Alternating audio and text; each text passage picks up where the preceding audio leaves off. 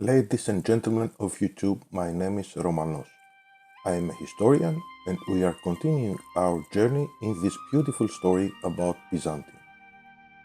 If you like this story, feel free to hit the like button, comment and subscribe to this new channel to be notified when a new video is uploaded. You can also leave your own suggestions about how the story should continue in the comments section. Comments regarding not only the presentation of the story, but also the story itself. This will give me the needed feedback to improve my videos and will engage all of you in the creation of these videos. In the previous episode, we saw the war with the Ottomans and the way that the Byzantines, with the help of General Skanderberg, managed to defeat the Ottoman armies and reconquest the whole of Greece. Now, Roman Emperor Ioannis had to stabilize the economy of Byzantium and balance the budget. Even with the military expenses reduced to the minimum, Byzantium still had a monthly deficit of 5.16 ducats. Almost half of this deficit consisted of interest payments at 2.24 ducats. His first decision was to disband the mercenary armies that he used in the war. The truce with the Ottomans ended at 1463, 15 years from now. Byzantium would not need such a big army and more importantly, he could not afford it anymore.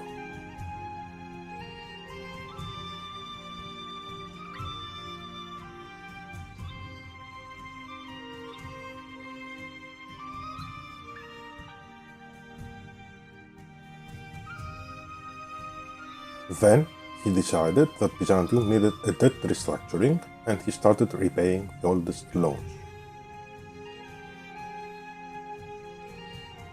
Byzantium had 33 loans to repay. He decided to repay first the most expensive loans with the highest interest rate. He managed to repay 20 loans with the money that he got from the peace deal with the Ottomans. This allowed him to sign deals with the foreign bankers for new and bigger loans. Each loan now could be as high as 64 ducats instead of 24 that was in the past. This reflected the territorial expansion of Byzantium. So he decided to take two such loans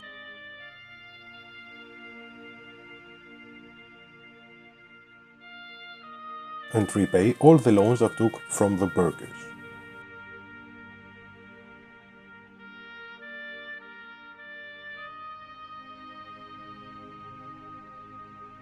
Then he took again 5 loans from the burghers, but this time each loan was 64 ducats instead of 24.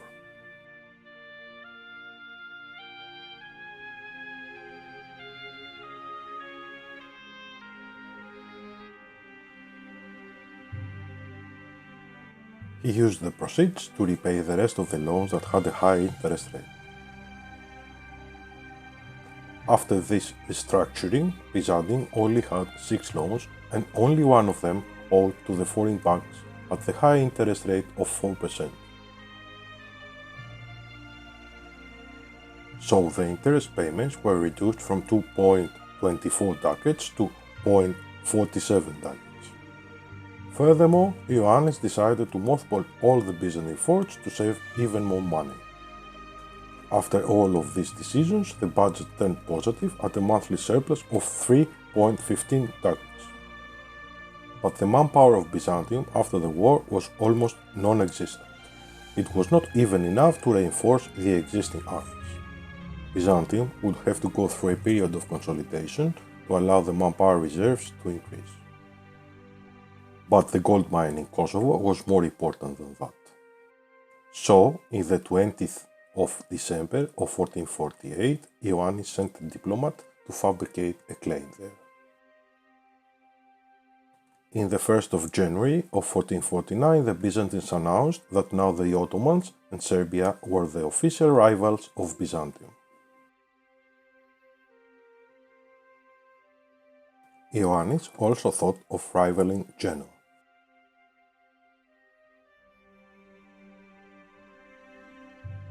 But the Genovese, being part of the pseudo-Holy Roman Empire, were untouchable at the moment. He also wanted to retain the slot for the possibility of rivaling Venice in case he needed to do that to come closer to Hungary. There was nothing holy or Roman in that union of countries that called themselves an empire. The Roman Empire was still alive and was rising, and Ioannis was its emperor. Meanwhile, Poland was at war with Wallachia.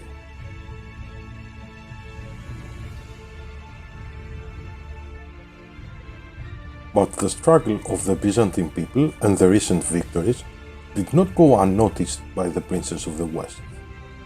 Hungary was 1 month away from accepting a royal marriage with Byzantium. And in the 12th of February, a royal marriage with Hungary was celebrated in Constantinople. Nevertheless, Hungary was still reluctant in signing an alliance with Byzantium.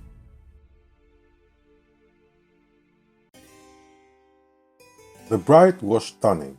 Sophia Palaiologos, a niece of the Roman Emperor Ioannis, was dancing in the great ballroom of the palace with Georgi Kovacs, a distant relative of the deceased king of Hungary. Now Hungary was ruled by a regency council. "Did you like our marriage ceremony, my love?" Sophia was totally in love with this beautiful Hungarian prince. It was good. Georgi was angry with this arrangement. He was forced to marry this silly Orthodox girl because his family did not have enough money to live the way they used. His father was a gambler and his death brought only debts and poverty in his family. The only solution was a marriage with a rich girl. "My love, would you like to go to the bedroom? You know why," Sophia said with a smile. The last thing in the world that Georgi wanted right now was to go to bed with Sophia. "Let's enjoy this ball a little more. After all, it is our marriage." He tried to smile. But the marriage was not just a social event. Emperor Ioannis agreed to this marriage in order to make an alliance with Hungary. Now he was talking to the Hungarian ambassador. The Hungarians didn't even have the courtesy to send a high-ranking officer, let alone a prince, to celebrate this marriage. Ioannis was mad. "Mr. Ambassador, what are you talking about? Does it make any sense to have our dynasties joined together with this marriage and on the other hand not to sign an alliance? Your Majesty, the situation is complicated. Hungary is ruled by a regency council and heir to the throne is a Habsburg. We cannot make any decisions before we discuss with the Austrians." "And why you didn't discuss?" "Your Majesty, your victories against the Ottomans are celebrated all over Europe. But you are not safe from the Ottomans yet. We cannot take the risk to insult the Ottomans at the moment. The Holy Roman Emperor does not want to disturb his relations with the Ottomans right now. On the other hand, Venice is a much more dangerous rival for us. And you still have good relations with them. How are you asking us to sign an alliance with Byzantium when you have not yet terminated your commercial and other relations with Venice? Is that all? I would be able to consider disrupting my relations with Venice if Hungary could give me a clear answer." Ioannis was furious. "Your Majesty, if you announce officially that Venice is a rival of Byzantium, I believe that we could persuade the Emperor that Hungary would need such an ally against them." Ioannis was disgusted by this untrustworthy behavior, but he had not many other options. Ioannis had to rival Venice in order to sign an alliance with Hungary. So, in the 14th of March of 1449, the dream of the Byzantines became reality. The great Western countries decided to help Byzantium. Now Byzantium was finally safe. An Ottoman attack was out of the question, and Byzantium had all the time they needed to prepare for the next war with the Ottomans. This could not happen, of course, before 1463. Meanwhile, Albania understandably wanted to dissolve the alliance with the Byzantines. Ioannis didn't care. A powerful new ally was already on Albania's plate. Ioannis also wanted to ally Austria sometime in the future, but it was too early for that. Nevertheless, he sent a diplomat there. Poland was lost forever. A rivalry with Hungary would never allow Byzantium to improve their relations with them. Finally, on the 23rd of March, Ioannis sent administrative personnel to Skopje and Kefalonia to persuade the locals to enter the Byzantine court. War exhaustion was an impediment to that, so Ioannis had to lose diplomatic power to reduce it. The next step was to assemble a powerful professional advisory council for the emperor. Those advisors had a crucial role in the decision-making process of the Roman Empire in the past. Rarely a Byzantine emperor made a decision that was against the opinion of this council, and when he did so, he had to face Senate opposition and explain his decisions. Those advisors furthermore added monarch points and provided a specific specialty or bonus in a certain field of administration. Unfortunately, in the last century, the economic means were not enough for Byzantium to maintain such an expensive executive council, and it was discontinued. The available advisors in the court did not provide expertise in the specific fields that the emperor desired, but nevertheless, he appointed Romanos as his administrative advisor. Romanos would boost production efficiency in the Byzantine realm. Ioannis also appointed Ioannis Laskaris as his diplomatic advisor, boosting the morale of his navies, and decided not to appoint a military advisor at the moment. After all, who could be better advisor than his own brother Constantinos, the Ottoman slave?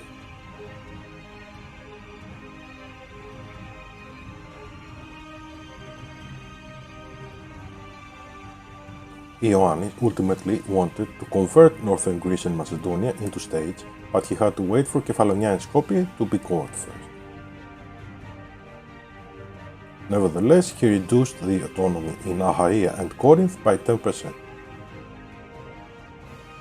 The bottom line of all this administrative restructuring was a budget deficit.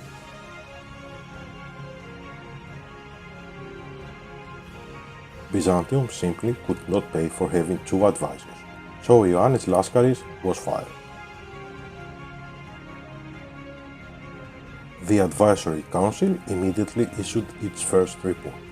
There was a recommendation to strengthen the power of lay members in the church administration. The Orthodox Church was a powerful pillar of the Byzantine Empire, and Ioannis knew that supporting its independence would only provide gains in the future. So he decided to let the church be. This increased the patriarch authority by 5% and the clergy loyalty by 10%. Patriarch authority was the power by which the church gathered money to commission the construction of icons that gave the Byzantine society many bonuses. Ioannis desired the commissioning of the icon of Saint Michael that would enhance the discipline of the Byzantine army. After this period of consolidation, Ioannis' eye was fixed on Serbia. He awaited the news from his diplomats there about the claim on Kosovo.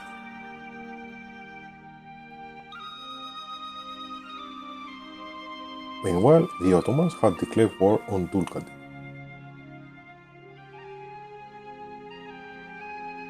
The Byzantine manpower was still very low, so Ioannis decided to muster another mercenary army for the war with Serbia.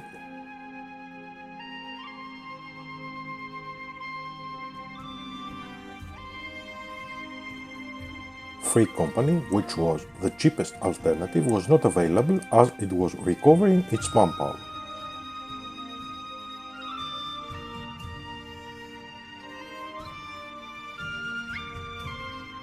Also, the armies with the best generals were not available to fight in the Balkans.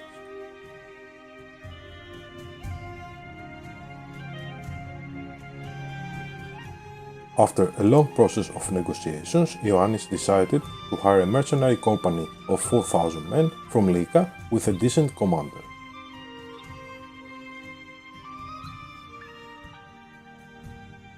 Finally, in the 1st of December of 1449, the claim in Kosovo was fabricated. Now Byzantium could legitimately declare war on Serbia. He used Kosovo as a pretext. His real goal was to annex Bosnia as well as Serbia. Although the recommendations of both Constantinos as well as his administrative advisor Romanos was to take only Kosovo, Emperor Ioannis said that a new era had begun for the Romans. He would be the first emperor after many years to reign over the Balkans again after the Komnenos dynasty, and this was his final decision, he said. An army of 14,000 men waited in Skopje to gather all the needed supplies before invading Serbia. As the year 1450 came along, Western Europe entered a new era, that of Renaissance. Meanwhile, a great general reached the rank of marshal. Vasilios Nestornos was a much more competent general than General Acropolitis, and he was given the command of the Byzantine army. General Acropolitis was retired in honors. In the 1st of January of 1450, Ioannis declared war on Serbia. He announced that he considered Bosnia as a co-belligerent. The military plan was simple. Byzantium would occupy Bosnia first in order to sign a separate peace deal with them. Byzantium did not border Bosnia, so the only option was to make them a vassal state. Then they would face the Serbians and they would defeat them much easier. The mercenary army was ordered to march towards the Bosnian capital in Visoki. The rest of the army under General Nestornos was ordered to occupy the rest of the Bosnian provinces.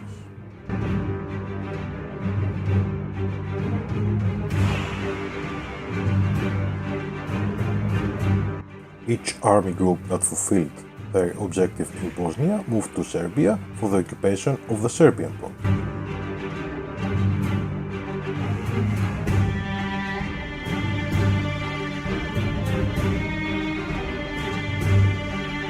The final rally point of all the separate Byzantine armies was Smederevo.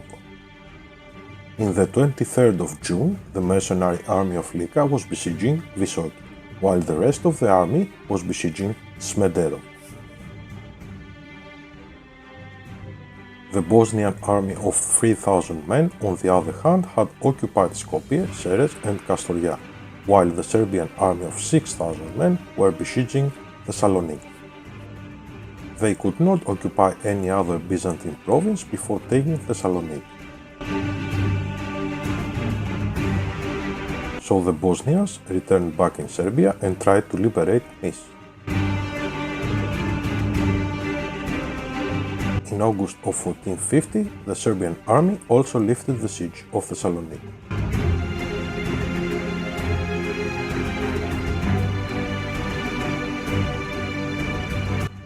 With the news of the Serbian advance, General Nestornos left a small detachment in Smederevo to continue the siege and left with the rest of the army to pursue the enemy armies before they managed to concentrate their force.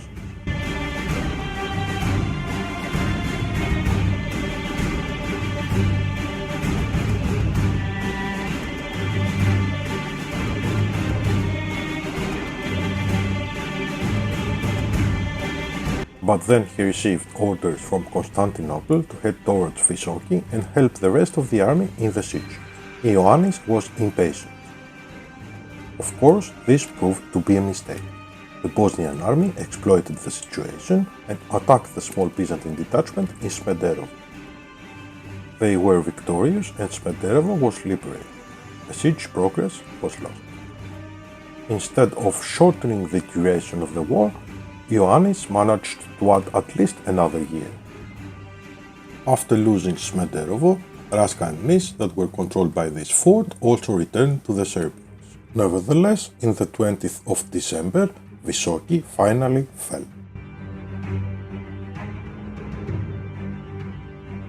General Nestornos moved towards Thessaloniki to face the Bosnian army there and kick Bosnia out of this war. The Bosnian army was now trapped in Kastoria.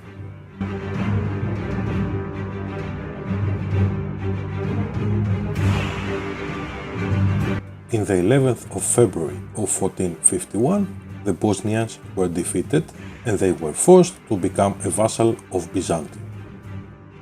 They were also forced to change their religion to Orthodox and they paid to Byzantium 29 ducats as war reparations.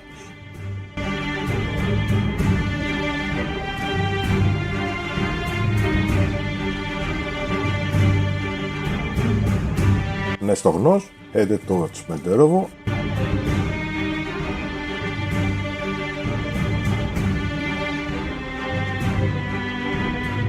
and in the 8th of March arrived in Nice. In the war council that took place, the matter in question was whether the Byzantines would pursue the Serbian army Zeta first or if they should ignore them and continue towards Smederevo.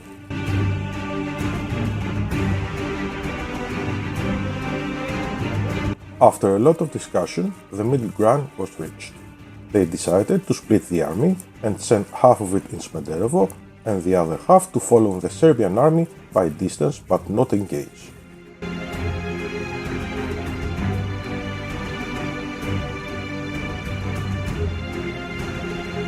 When the Serbians left once again for Greece, the army was reunited in Smederevo. The diplomatic relations with Bosnia were non-existent. The Bosnians, simply put, hated the Byzantines for losing their independence. So Ioannis sent a diplomat there to improve the situation. Meanwhile, Austria was really close to accepting an alliance with Byzantium.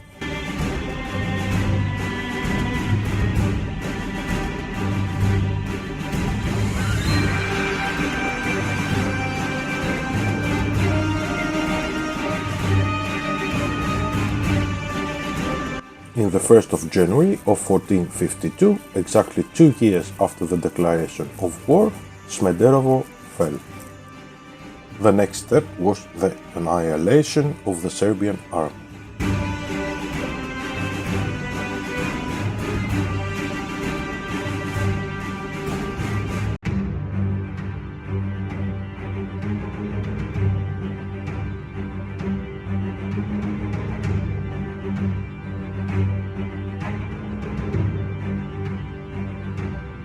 The Byzantines met the Serbian army in Kastoria.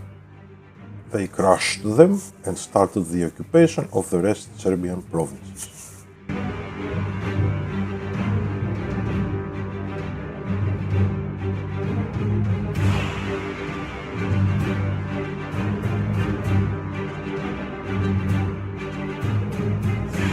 When the Byzantines occupied all of the Serbian provinces, they rallied in the Serbian capital in Braničevo.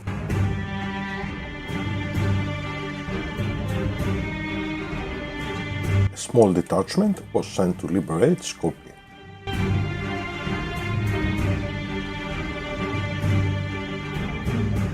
Even before the fall of Braničevo, the Serbians were so exhausted by the war that agreed to their annexation by the Byzantines. But they did not agree to pay for any war reparations. Ioannis needed the money and he ordered that the siege of Braničevo would continue. In the 25th of August of 1452, Braničevo fell and Ioannis annexed Serbia and emptied their treasury of 96 ducats. The Byzantine Empire in just 8 years had become the most powerful state in the Balkans. Now they needed a period of peace and consolidation, but we'll talk about that in the next episode.